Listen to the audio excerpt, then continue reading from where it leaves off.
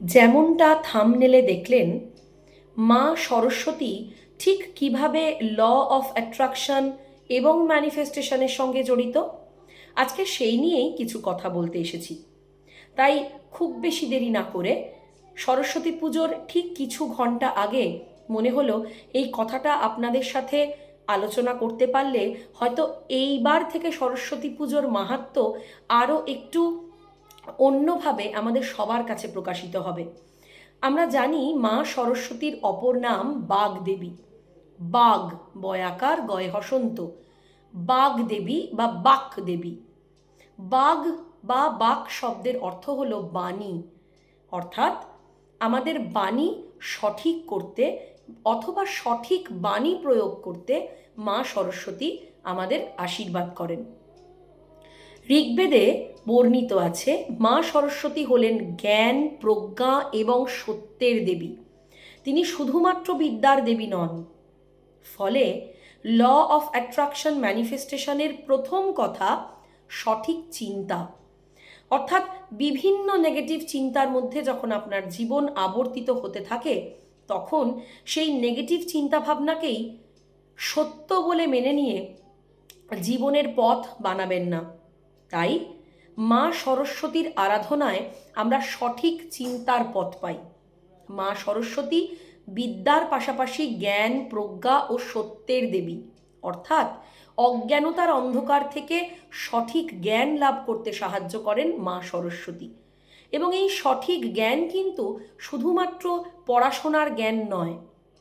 জ্ঞান আসলে খারাপ থেকে ভালোয় আসার জ্ঞান, অন্ধকারেও আলোর প্রতি মনোনিবেশ করার জ্ঞান, অত্যন্ত খারাপ, অত্যন্ত নেগেটিভ সিচুয়েশনেও কিভাবে ভালোর প্রতি মনোসংযোগ করব, কিভাবে ভালোর প্রতি ফোকাসটাকে শিফট করব, সেই আশীর্বাদ দাত্রী হলেন মা সরস্বতী।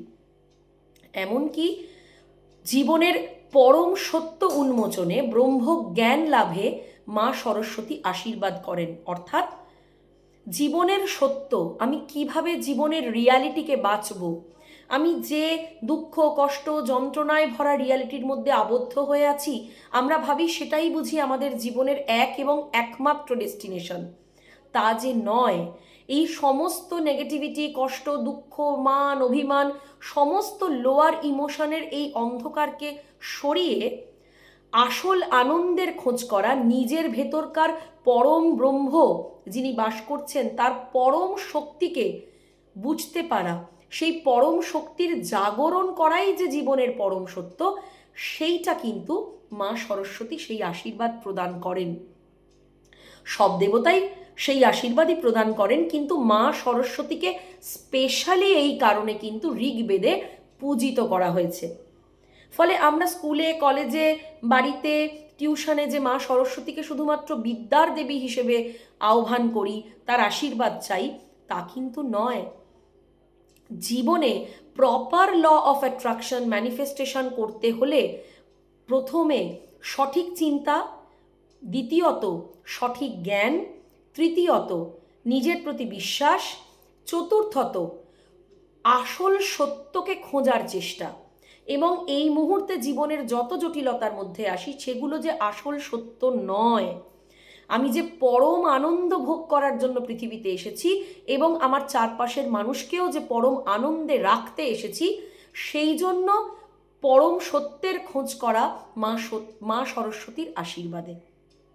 আর সেই জন্যেই যদি মা সরস্বতীর আশীর্বাদ আমরা চাই এবং যদি মা সরস্বতীর কাছে এই কৃপা প্রার্থনা করি যে আমাদের সঠিক দৃষ্টি দিন, আমাদের সঠিক চিন্তা করতে দিন, সঠিক জ্ঞান দান করুন, সঠিক সত্যের পথে আমাদেরকে নিয়ে চলুন, জীবনের সমস্ত অন্ধকার, জীবনের সমস্ত নেগেটিভিটি যেন আমরা আপনার আশীর্বাদে কাটিয়ে উঠতে পারি, আমাদের যেন পরম জ্ঞান লাভ হয়, আমাদের যেন পরম সত্য লাভ হয় এবং আমরা সঠিক বাণী, কারণ ল অফ অ্যাট্রাকশন বলেছে যে আপনি যেটাই বারবার বারবার চিন্তা করেন, যেটাই বারবার বারবার বলেন, সেটাই আপনার জীবনের সত্য তৈরি করে।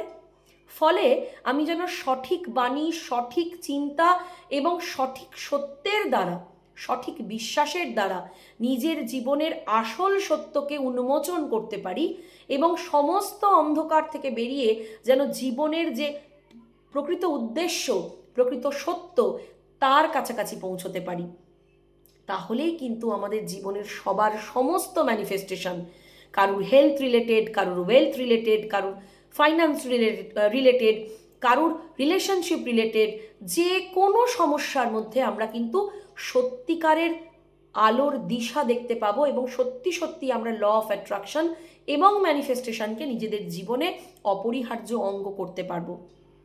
তাই এই সরস্বতী পুজো থেকে আমরা যেমন মা সরস্বতীর কাছে বিদ্যার জন্য প্রার্থনা করব, তেমন যেন সঠিক চিন্তা, সঠিক বাণী, সঠিক জ্ঞান, সঠিক সত্য এবং সর্বৈব আসল যে জীবন বাঁচার জন্য পৃথিবীতে পরম কৃপাময় ঈশ্বর আমাদের পাঠিয়েছেন, আমরা যেন সেই জীবনকে পেতে পারি, সেই সুন্দর জীবন যেন উপভোগ করে আমরা ঈশ্বরে বিলীন হতে পারি, সেই প্রার্থনাই যেন আমরা করি। ফলে সবাই খুব ভালো করে সরস্বতী পুজো কাটান, মন প্রাণ দিয়ে মা সরস্বতীকে এই সমস্ত কৃপা প্রার্থনা করুন মা সরস্বতীর কাছে, এবং সবার জীবন যেন আনন্দময়, আলোকময়, খুশিময়, সুস্থ সুন্দর জীবন হয়, এই প্রার্থনা করছি। এবং খুব তাড়াতাড়ি দেখা হচ্ছে আমার পরের ভিডিও, যেটা কিনা চক্রা নিয়ে চলছে। এবং অবশ্যই আমার পাশে থাকুন, অবশ্যই দেখতে থাকুন আরও এরকম নতুন নতুন প্রাত্যহিক জীবনে কিভাবে আমরা ল অফ অ্যাট্রাকশন এবং ম্যানিফেস্টেশনকে আমরা কাজে লাগাতে পারি, সেই সমস্ত কিছু জানার জন্য। ততক্ষণ অবধি খুব ভালো থাকুন, প্রচুর লাইক, শেয়ার, সাবস্ক্রাইব করুন। আর আমার এই ভিডিওটা থেকে আপনারা সরস্বতী পুজোর কি কি অভিজ্ঞতা মনে করতে পারলেন, যে আপনাদের ছোটবেলায় সরস্বতী পুজোতে কি কি প্রার্থনা করতেন বা কি কি প্রার্থনা করতে চাইতেন, এবং সরস্বতী পুজো রিলেটেড যে সমস্ত স্মৃতি রোমন্থন হলো, সেগুলো অবশ্যই জানাতে ভুলবেন না। আমি কিন্তু সেগুলো পড়ার অপেক্ষায় রইলাম। খুব ভালো থাকুন, দেখা হচ্ছে চটপট আমার তৃতীয় চক্রার ভিডিও নিয়ে।